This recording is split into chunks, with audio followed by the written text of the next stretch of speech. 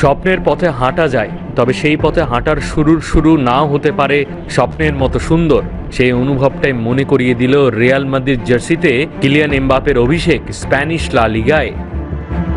ঘরের মাঠে মায়োরকা খুব ভালোভাবে পড়ে নিয়েছিল এমবাপের শুটিং টেকনিক। 1-on-1 সিচুয়েশনে ফার পোস্টের চাইতে নিয়ার পোস্টই ফরাসি ফরোয়ার্ডের পছন্দ। কোচিং স্টাফদের তরফ থেকে সেই টেকনিক্যাল অ্যানালাইসিস অথবা তথ্য প্রবাহ যে হয়েছে সেটা পরিষ্কার স্বাগতিক গোলকিপারের মুভমেন্টে। এক গোলে ড্র হওয়া ম্যাচে রিয়াল মাদ্রিদের একমাত্র প্রাপ্তি রদ্রিগো। ম্যাচের 11 মিনিটে ব্রাজিলিয়ান রাইট উইঙ্গারের গোলেই তো এগিয়ে যাওয়া। কিলিয়ান এমবাপের রিয়াল মাদ্রিদের জার্নি শুরু হওয়ার কারণে অগুরুত্বপূর্ণ হয়ে উঠবেন রদ্রিগো। নতুন মৌসুম শুরু হওয়ার আগে ছিল একটা জনপ্রিয় ন্যারেটিভ, তবে আনচেলত্তির সিস্টেমে কিভাবে গুরুত্বপূর্ণ হয়ে উঠবেন পাওয়া গেছে তার একটা টুকরো ছবি। রদ্রিগো কার্লোর ট্যাকটিক্সে থাকতে পারেন ফ্রি বার্ডের মতো।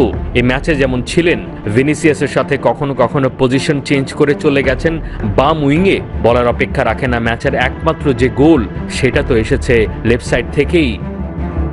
ডিফেন্ডিং চ্যাম্পিয়নদের শুরুটা ড্রতে হলেও এর রেজাল্টকে সব গ্যালোর কাতারে ফেলতে চাইছেন না এক্সপার্টরা।